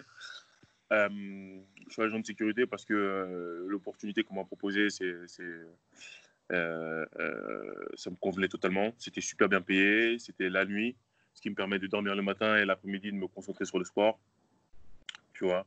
Et, euh, et voilà pourquoi je ne me suis pas mis en tant que coach sportif directement, parce que dans les salles de sport, en France, c'est assez compliqué dans le sens où, à la base, il faut que tu te mettes auto-entrepreneur. Et moi, j'ai besoin d'un CDI. J'ai besoin d'un CDI parce qu'il me fallait des fiches de paye, parce que j'ai des projets personnels par rapport à ma vie privée, tout simplement. Et j'avais besoin d'un CDI. C'était soit ça ou commercial dans une salle de sport. Et commercial dans une salle de sport, je l'ai fait. Et j'ai travaillé 2 mois dans une enseigne qui s'appelle Magic Form. Ça m'a, c'est pas que ça m'a pas plu, c'est que commercial, ça me convient pas forcément dans le sens où c'est pas assez payé et que je travaille beaucoup trop. En fait, quand j'étais commercial dans une salle de sport, c'est l'époque de ma vie où j'ai le moins fait du sport de ma vie. Tu vois, c'est assez paradoxal ça aussi. Je travaille dans une salle de sport, mais je peux pas faire du sport. En bref, ouais, parce que en fait, quand tu es commercial, il faut savoir que tu as un nombre minimum de contrats à faire si tu veux toucher des primes. Et c'est très compliqué quand même psychologiquement quand tu viens d'arriver d'aller faire ton sport, sachant que toi, tu n'as pas fait tes contrats. Tu vois ce que je veux dire? Sachant qu'il y a le gérant qui te voit. Tu vois ce que je veux dire? Je dis, ah ouais, le mec il fait son sport alors que niveau taf, il a pas fait ce qu'il fallait. Tu vois ce que je veux dire? Après, les contrats, c'est pas toi forcément qui décide. Le client, il vient ou il vient pas. Tu vois, donc c'est assez chiant. Donc voilà. Voilà ce que fait Omar en ce moment. Ouais. Ouais. Espérons que tu vas arriver à faire tes projets et à avancer vers Oui, ça à ça l'avenir. c'est pas un problème dans le sens où déjà je me suis lancé sur YouTube. Je pensais pas que ça allait prendre et ça, je trouve que ça prend un petit peu. Après, je sais pas si ça va marcher réellement. Je sais pas si je vais atteindre les 10K. Tu sais, c'est un peu comme quand tu passes le permis. Tout le monde te dit que tu vas avoir, tout le monde te dit que tu vas avoir ton permis, mais tant que tu n'as pas ton permis, bah non, tu l'as pas en fait. C'est-à-dire, bah là, c'est pareil. Il y a beaucoup de gens qui trouvent que ma chaîne YouTube a un gros potentiel, tu vois. Mais pour l'instant, je vois pas plus d'engouement. J'en vois un petit, tu vois, il y en a un petit peut-être, mais je vois pas plus d'engouement que ça. Après, en tant que coach sportif, ça, je pense ça va marcher parce qu'il y a de la demande, tu vois. Mais je veux vraiment me lancer dans quelque chose de carré, de bien établi. Et, euh, et voilà. Donc, c'est pour ça que je prends mon temps, en fait, tout simplement. Ouais, il faut pas se fixer de deadline. C'est vraiment le business comme ça en ligne. Je crois que c'est comme vraiment quelque chose qui grandit petit à petit. Exactement. Voilà. De toute façon, Rome ne s'est pas fait en un jour, comme on dit. Et puis, même quand je regarde mon parcours en tant qu'athlète ou au sein de la team, et ben, à chaque fois, j'ai toujours commencé en bas, en fait. Tu vois ce que je veux dire? Dans le sens où, moi, à la base, j'ai commencé par la musculation. Je savais faire zéro traction. C'est un mec, un frérot à moi, qui m'a appris les tractions à Grigny. Je ne savais même pas en faire 10, alors que j'avais déjà un développé couché à 100 kilos. Alors, certes, la comparaison n'a rien à voir.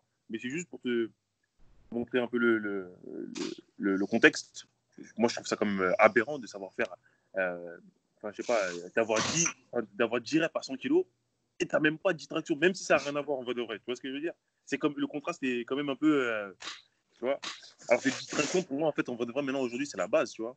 Donc, je suis parti à Grigny, je me suis entraîné, j'ai commencé tout doucement.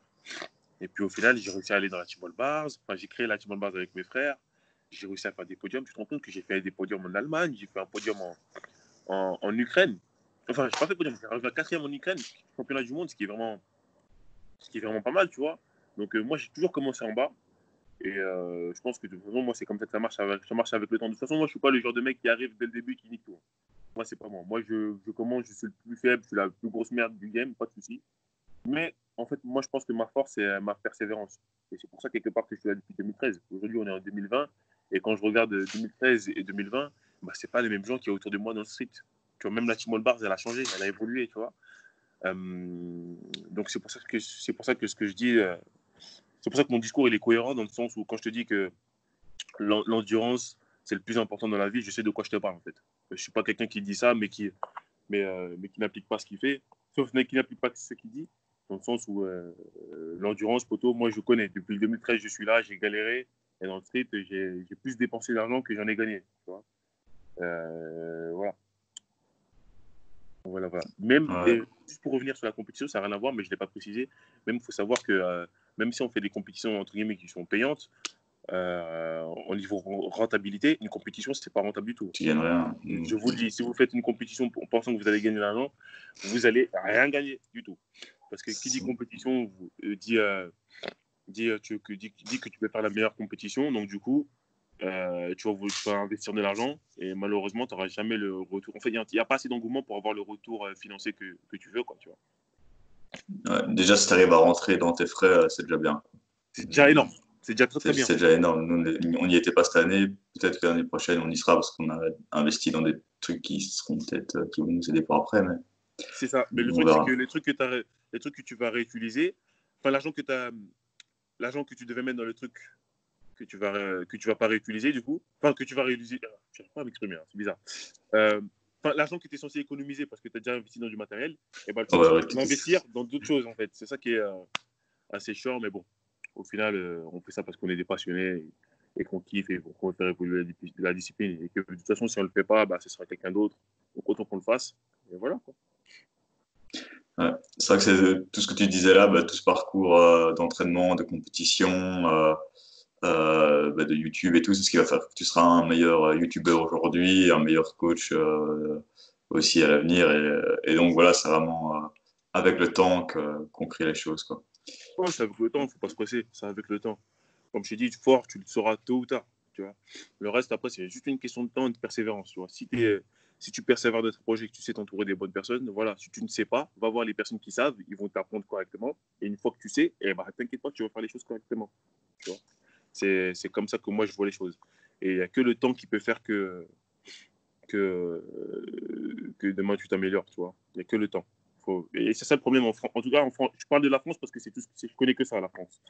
En tout cas, en France, les gens, ils veulent tout et tout de suite. On veut tout et tout de suite. Il y a quelque chose qui se passe, on veut le dernier téléphone sans travailler, on veut les plus gros pecs sans travailler, on veut les plus grosses pertes sans travailler, on veut tout et Ouais. tout. On veut le front lever en un mois. Ouais. C'est pour ça que tu as beaucoup de dopage dans certains sports, parce que les gens, ils veulent tout et tout de suite, tu vois. Tu vois, c'est pour ça. Ouais. Et le dopage, même s'il y a des conséquences, bah, les gens, ils vont se dire quoi? Ils vont se dire, moi, je vais être champion maintenant, je vais tout faire pour être champion maintenant, et puis je vais me doper, comme ça je serai champion. Et puis même si je m'arrête dans 2 3 ans, bah, je m'en fous, moi j'aurais fait ce que j'ai à faire, tout simplement. Alors qu'en vrai de vrai, tu sais pas, ça se trouve dans 2 3 ans, tu seras peut-être mort en fait. Tu vois. Ouais. Ah, mais En c'est vrai, c'est parlant, con, mais ouais. tu sais pas en fait. Tu vois ce que je veux dire. Bah, après, chacun vit sa vie comme il le veut, mais je pense pas que c'est comme ça qu'il fallait voir sa vie. Après, je te parle de ça, mais ça se trouve, un jour je vais péter les plombs, je vais me doper à la mort. Je dirais, allez, nique sa mère, moi si je me dope. Après, Et attention, je parle pas forcément des gens dans le street, hein, je parle dans les gens en général, dans dans le tout le sport. monde. Parce qu'en fait, moi, comment dire, quand je parle de sport, je généralise dans le sens où je parle avec beaucoup de power, je parle avec beaucoup d'haltéro, de bodybuilder ou quoi au caisse. Donc, je me vois pas. En fait, pour moi, le street workout fait un peu partie de la famille de la musculation, dans le sens où il y a des méthodes qui sont similaires, il y a une mentalité qui est assez similaire. Et voilà, les gens qui ne se connaissent pas vont dire que ton sport, c'est soit du crossfit, soit c'est du power. Donc, euh, voilà, donc je parle beaucoup avec ces gens-là. Donc pour moi, tout ça fait partie aussi de la même famille un petit peu. Et, euh, c'est pour ça que je parle un petit peu de dopage, dans le sens où pourquoi je suis parti dans le dopage déjà. Je sais même pas pourquoi on est parti dans le dopage. Mais enfin bref, tout ça pour dire que la persévérance, c'est ce qu'il faut, c'est l'essence et qu'il faut en avoir beaucoup si vraiment tu veux faire des gros projets. Voilà, on va arrêter de parler de dopage parce que je sais pas pourquoi là, je m'écarte. J'allais partir dans un sujet là. j'avais quand même une On petite avait pas fini. question. J'avais quand même, ben, sur le dopage justement, tu avais fait une Dis-moi. vidéo là-dessus aussi. Et je me dis peut-être que c'est vrai que tu connais pas mal de compétiteurs et tout. Ouais. Et voilà, il doit sûrement être présent dans une certaine mesure dans le street workout. Ouais. Je crois et est-ce que vu que tu connais pas mal de compétiteurs, tu penses que il y a quand même beaucoup de pages dans les compétitions en street workout En France ou dans toutes les compétitions en général? en général? En général, je vais te dire oui.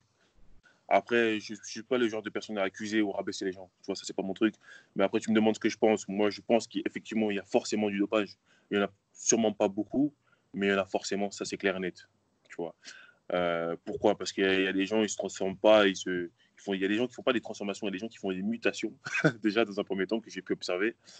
Et il y a des gens qui explosent en perf, alors que à la base, c'est pas. À la limite, que ce soit ton domaine de prédilection et que tu exploses en perf, soit en court terme.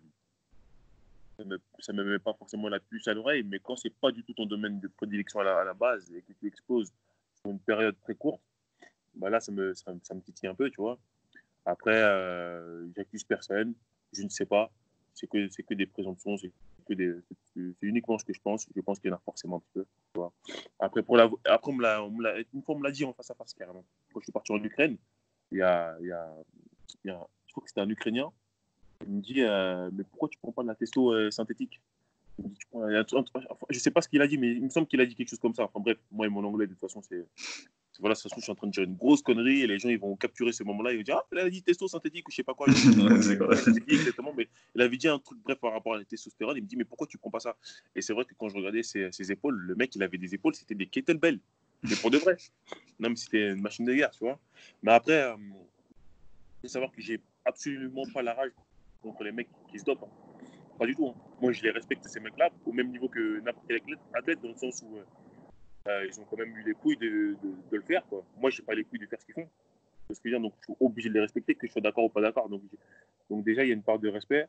Après, là, juste où je ne suis pas d'accord, c'est en fait, tu es en train de niquer ta vie et tu montres aussi le mauvais exemple. C'est ce que je veux dire pour les générations futures, parce que les gens qui te voient et qui te suivent, ils vont penser que c'est comme ça qu'il faut faire. Et voilà, quoi, tu vois.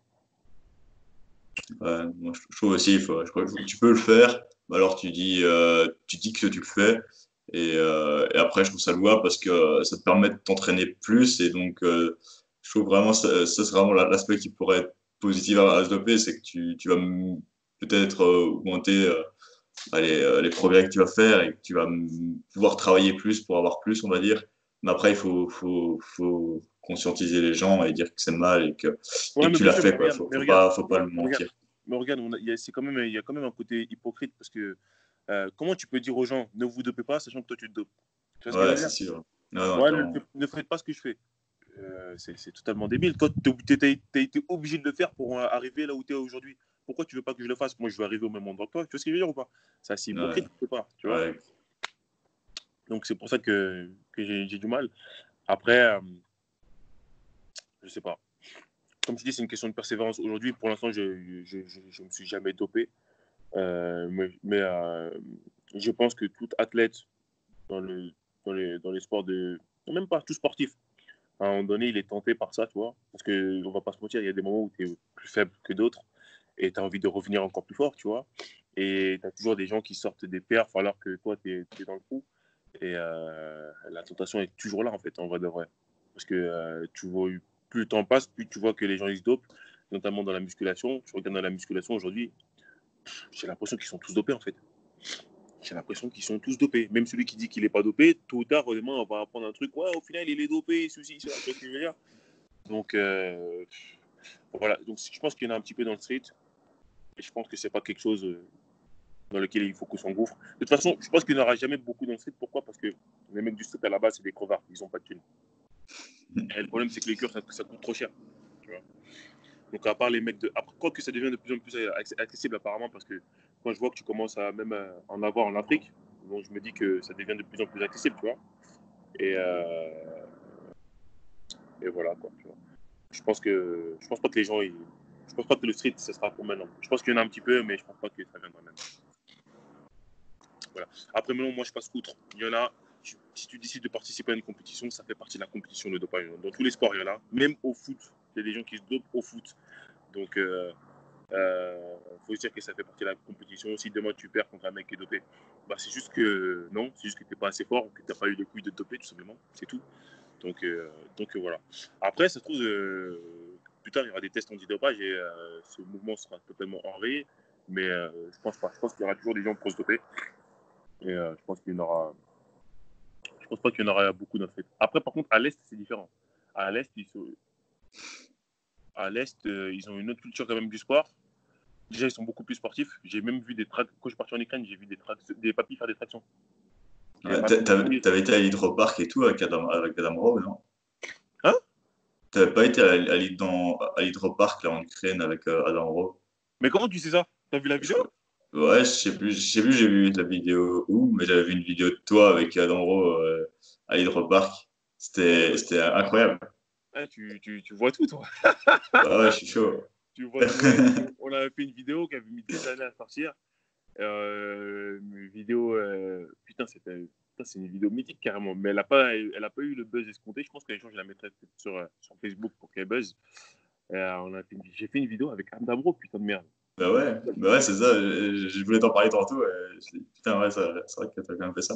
J'ai fait une vidéo avec Adam Amro et Frédéric Clair en Ukraine. Alors, je sais même pas, moi, je savais même pas comment il s'appelait ce parc, tu vois. Et ouais, super lourd, super bonne mentalité. Les Ukrainiens, j'ai kiffé de ouf, tu vois.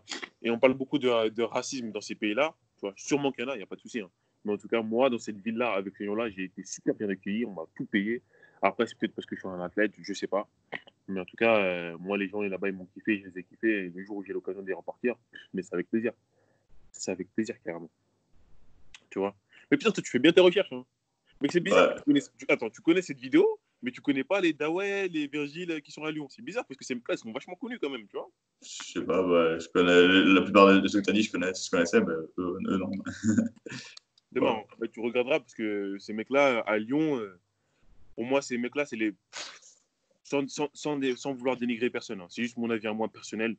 Tu vois. Pour moi, ces mecs-là, c'est. Après, je suis peut-être pas objectif parce que je les kiffe, ces deux gars.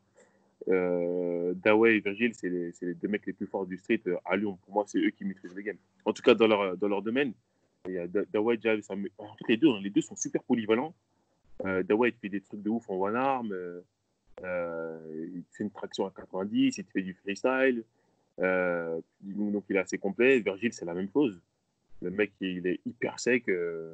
C'est un truc de ouf. Il te fait du freestyle. Et je me rappelle le truc qui m'avait choqué. Un jour, j'étais juge dans une compétition. Et il avait enchaîné épreuve de freestyle et épreuve de street lifting. Je dis, ah ouais, le mec est chaud, il a pas le temps. Tu vois. Et en plus, il avait fait ses podiums. Tu vois, donc tout est possible.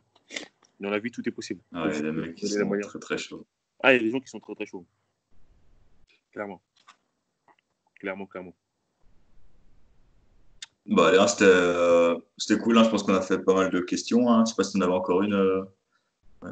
Non, non, c'est bon, j'ai rien d'autre à rajouter. Bah, c'était super, hein, vraiment content de t'avoir interviewé. T'as vraiment bien discuté de street, c'était génial. Bah, j'espère que tu as apprécié venir sur notre podcast. Hein. Ouais, le plaisir était partagé, c'était cool, c'était sympa. Les amis et les spectateurs, vous pouvez découvrir juste derrière le frérot sa vidéo là où il fait des squats.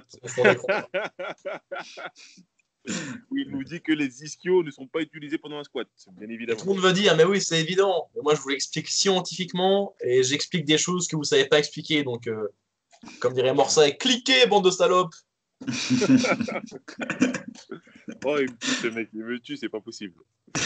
Donc voilà, non, c'était un plaisir de partager ce truc-là avec vous. J'espère qu'on aura l'occasion de faire des projets, que ce soit par rapport à YouTube ou par rapport au sport, tout simplement. Moi, je suis quelqu'un qui est assez ouvert et quand je vois des gens professionnels qui sont bons, je m'en bats les couilles de ton nombre d'abonnés. À partir du moment où ce que tu fais c'est carré, bah, moi, je vais venir te donner la force d'une façon ou d'une autre. Tu vois ce que je veux dire? Donc voilà. C'était avec plaisir et si vous avez besoin de moi pour quoi que ce soit, bah, n'hésitez pas. Et voilà quoi. Voilà, nickel. Hein. Merci, hein, Merci. Omar. Pas de C'était souci. tout pour le Case Sense podcast épisode 24 alors. Ouais, 24. Donc, à toutes les gars. Salut!